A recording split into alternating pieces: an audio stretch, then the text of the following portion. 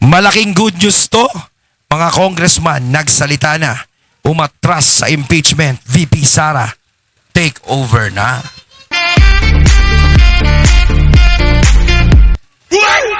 Ayan, syempre itong balitang ating matutunghayan ngayon ay nagmula kay Pinas News Insider.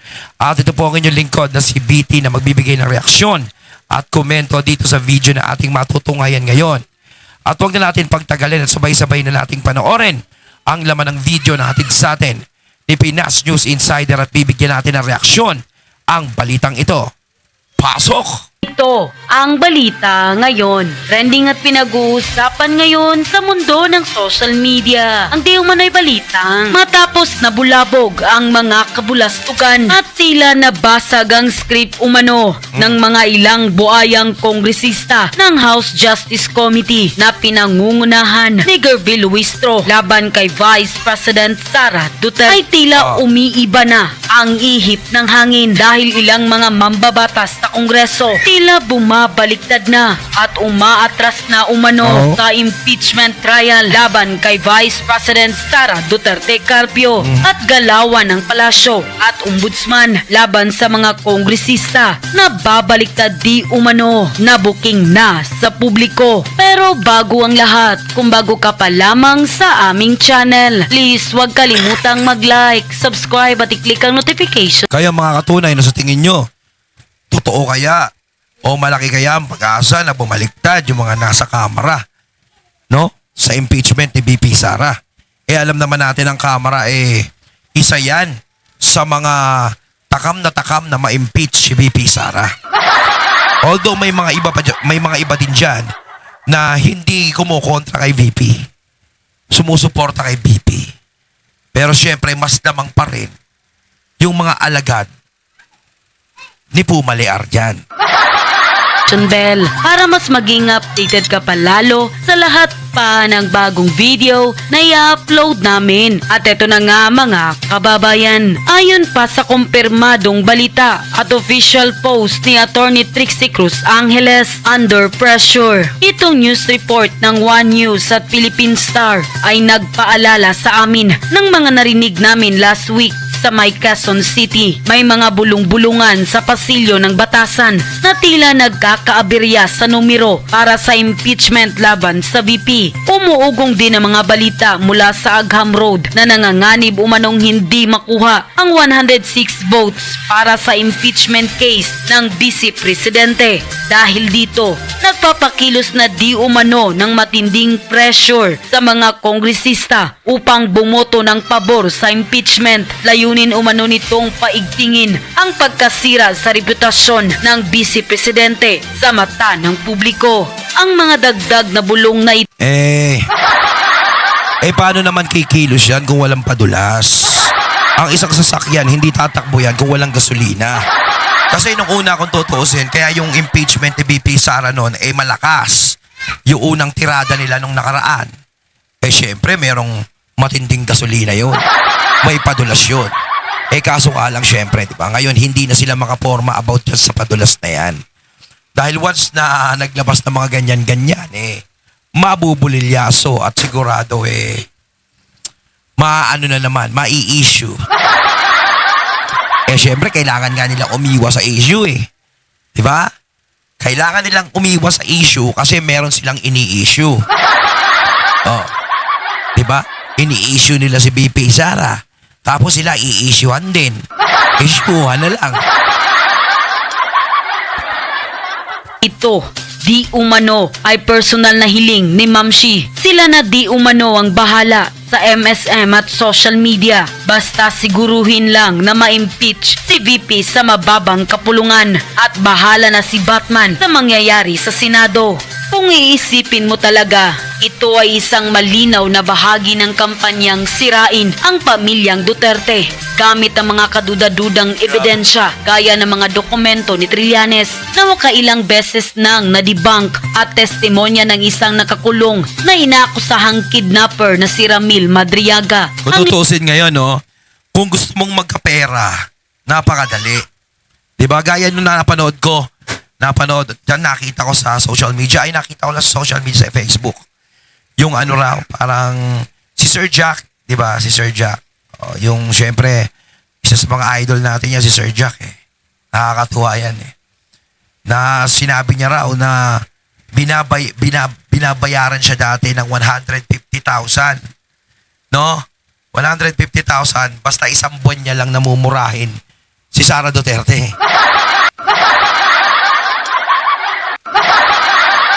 Wah. Minsan bibigyan ka nila ng magandang oportunidad. Mumurahin mo lang ang mga Duterte sa Sara Duterte, magkakaroon ka na ng 150,000. Pero ang nakakabilib kay Sir Jack doon, hindi niya binaba ang pagkatao niya sa ganun. Diba? Pero kung tutuusin, ito yung panahon na pwede kang magkapera. Diba? Kumbaga, pera o dangal. Ako alokin nyo ng ganyan ngayon. Ako alokin nyo. Makikita nyo ang prinsipyo ko kung gaano katatag. Kahit alokin nyo pa ako ng 200,000,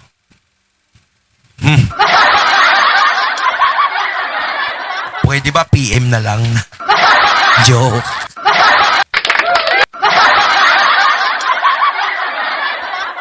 Lahat ng ito ay di umano'y utos mula sa pinakamataas na antas ng kapangyarihan, si Mamshi. Siya na di umano ang bahala sa pagkontrol ng naratibo sa mainstream media at social media. Ang tanging target ay maipasa ang impeachment sa mababang kapulungan. Ano man ang kahinatnan nito sa Senado, maugong ang mga espekulasyon na ang investigasyon ng ombudsman sa salain at lifestyle ng 26 na mambabatas ay bahagi ng estratehiya ng palasyo upang makuha ang kooperasyon ng Kongreso sa mga agenda ng kasalukuyang administrasyon. Ano ang inyong pananaw sa usaping ito? Kayo naman ang magbigay ng inyong mga opinyon. Payag ba kayo sa ganitong galawan? Comment. Salin, mga salin lifestyle. Yung kay VP Sara, kinukuha nila, ganyan. Pero yung mga nasabwat sa flood control project, hindi nga nila magalaw-galaw. Hindi nila ma-check lifestyle. Diba? Yung mga salin, mga ganito, ganyan. Yung mga pera-pera ng mga yan. Lahat ng mga napapaghinalaan, kahit sino, mas maganda nga, lahat kayo eh. Diba? Halos si VP Sara lang talaga. Kaya napapaghalata natin dito na talagang pinupolitika lang siya. Wala nang ibang dahilan. Huwag na tayo magpaikot-ikot. No? Walang kasalanan si Sara Duterte. Sa totoo lang ha, walang kasalanan. Mas marami pa nga kasalanan yung mga nagpaparatang sa kanya. Diba? Below. Itinuro ni Vice President Sara Duterte si Pangulong Ferdinand Marcos Jr. bilang isa umano na nasa likod ng mga paratang ni Antonio Trillanes laban sa kanya. Alamin natin sa ulat ni Jason Rubico. Tinuligsa ni Vice President Sara Duterte ang patuloy na mga akusasyon ni Antonio Trillanes kaugnay ng umano'y bilyong pisong bank accounts. Ayon sa Vice Presidente, halos isang dekada na itong ibinabato sa kanya, ngunit wala pa ring naipapakitang ebidensya.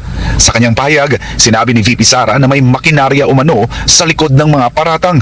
Kabilang aniya rito si Pangulong Ferdinand Marcos Jr., ilang miyembro ng Kamara na umano'y tumanggap ng mga maleta at mga institusyon tulad ng Commission on Audit at Anti-Money Laundering Council. Totoo yung sinasabi ni VP Sarang yan, na may makinarya sa likod niyan. Diba? Talagang pinapagalaw nila yan. Kumbaga lugi nga si VP Sara eh. Kumbaga may partida na nga sila kay VP Sara. Lugi na nga siya dyan. Dahil kung tutuusin, lahat ng mga kalaban niya ay nasa makinarya lahat. Diba? Kayang-kaya nilang paikutin, kayang-kaya nilang anuhin lahat yan. Diba? Ang mga payaran yan. Pero lahat ginagamit na nila, no? Sa sobrang lakas ng makinarya nila, hindi pa nila matanggal si Vice President, no? Siguro kung si VP Sara ay mahinahinang nilalang lang. Kahit hindi nagamitan ng makinarya yan, mantakin mo, ilang makinarya na ginagamit nila dyan. Nakakamagkano na ata sila dyan kay VP Sara. Parang pinupuhunanan talaga nila si VP Sara sa totoo lang. Yun ang napapansin ko eh. Sige, mamuhunan tayo dyan kay Sara Duterte para matanggal yan. Hindi naman kasi pwedeng daanin sa tiwa yan eh. Diba? Siyempre, ang bigat na kalaban yan, Duterte yan. Hindi naman yan yung gasino lang. Kaya nga nakiusap sila na tumakbong vice president yan eh. Dahil hindi lang kung sino-sino yan. Oh, kung sino-sino lang ba yan, hindi na nila gagamitan ng ano, sipain lang nila paalis ng Office of the Vice President yan, pwede na eh. Gawin nila kay BP Sara yan, kundi sila ang i-uppercut ni BP Sara. Diba? Siguro magagawa nila yon sa mga maliliit na kayang-kayanan nila, na kaya nilang kontrolin. Pero yung katulad ni VP Sara, hindi nila kaya. Diba? Kala nila kahit babae ng matapang, nakikita natin. Nakikita naman natin kumilo si VP Sara, kala mo lalaki. Diba? Oh. Ayon pa kay VP Sara, nagsimula umano ang mga alegasyon laban sa kanya matapos siyang umalis sa gabinete. Dagdag niya, ito rin ang panahon na tumanggi siyang pumirma sa isang pambansang budget na hindi niya kayang ipagtanggol sa publiko. Giit ng Vice Presidente, malinis ang kanyang record sa serbisyo publiko. Hindi rin aniya siya kailanman nasangkot sa anumang kaso kaugnay ng paggamit ng pondo ng bayan. Ayon pa sa kanya, lahat ng kanyang ari-arian at yaman ay idineklara sa Statement of Assets, Liabilities and Net Worth o SALN. Dagdag niya, bawat sentimo ay may legal na pinagmulan at kaukulang dokumento. Binigyang din pa niya na ang mga totoong magnanakaw ay hindi umano naglalagay ng pera sa bangko kundi sa maleta. Ayon pa kay VP Sara, habang lumalala umano ang paggamit at pang-aabuso ng administrasyon sa mga institusyon para sa politika, mas nahahalata rin aniya ang takot ng mga ito na managot. Dagdag niya, kung gaano katindi ang paninira laban sa kanya, ganon din katindi ang umano'y katahimikan at pag-iwas ng iba na managot sa bilyong-bilyong pisong ninakaw at inilabas sa bansa. Sigurado yan. Diba? Yun naman talaga ang purpose nila eh. Natatakot talaga sila kay VP Sara na maging presidente yan. Lagi nating binabanggit yan. Dahil yun, wala namang ibang dahilan eh. Diba? Uulitin natin. Sa dami ng problema ng Pilipinas, sa dami ng nagpapahirap sa mga tao, bakit hindi maalis ang atensyon nila kay Sara Duterte? Bakit doon lang sila na-focus? Halos ang termino nila matatapos na. Pero kay VP Sara pa rin yung focus nila. Diba? Maraming problema. Kaya nakikita natin dito, natatakot sila kasi si VP Sara ay number 1. At sigurado, alam nila yan, na kapag si VP Sara ay nakapasok bilang presidente, lahat ng mga inside job na ginagawa nila, lahat ng mga kalokohan nila, hindi na pwedeng makalusot yan. Hindi na mangyayari yan. At maaaring maungkat yan at mapanagutan nila yan. Siguradong kakalkalin ni Sara Duterte yan. Diba? Kaya yun yung pine-prevent nila. Yung pagkalkal na mangyayari. Lalong-lalo na ngayon sa ginawa nila kay VP Sara. Sa ginawa nila sa mga Duterte. Sigurado 100%. Lahat ay mananagot. So kung ganun kadami yung mga tao na gustong magpaalis kay VP Sara, ganun kadami siguro yung gumagawa ng kawalangyaan dito sa mga nakapwesto. Hindi tayo nagbibintang. Pero bakit kayo masyadong concerned na patanggalin si VP Sara? Dahil sinasabi nyo, hindi na pwedeng maging presidente ang isang korap. Hindi pa pwedeng maging presidente ang isang ganyan. Bakit sino ba ang dapat maging presidente? Bakit si Marcos pinanalo nyo? Bakit si Marcos pinagkatiwalaan nyo? Diba? Diba dapat nagsasalita rin kayo yan? O nagsalita din kayo dati yan? Hindi pa pwedeng maging presidente si BBM dahil ang tatay niya pinahirapan ng mga tao. Hindi pa pwedeng maging presidente si BBM dahil ganyan. Diba? Pero bakit kayo ngayon? Close nyo. Tropa nyo. O, diba? Ngayon, kalaban nyo naman mga Duterte. Baka naman mamaya pag si VP Sara na yung presidente, biglang bait na naman kayo. Sabay sabihin nyo, VP Sara, sorry. Medyo nautusan lang kasi ako ni Naudyukan lang kasi ako. 'Di ba? Inutuuto ako. Tanga-tanga ako. Utuuto ako Sinunod ko naman. Ganyan ako katanga. Kaya tinira kita. 'Di ba? Maraming babaliktad niya. Pero siguro alam ni VP Sara yung gagawin niya. Tukoy rin ng Vice Presidente ang mga pangunahing problemang kinakaharap ng bansa. Kabilang dito ang issue sa flood control projects, pagtaas ng presyo ng bilihin, kahirapan, kagutuman, usapang pangkapayapaan sa Mindanao, foreign policy at seguridad. Sa huli, nanawagan si VP Sara sa publiko na huwag magpalinlang sa mga kontrobersiya. Aniya, mas mahalagang tutukan ang tunay na kalagayan ng mga Pilipino sa gitna ng krisis.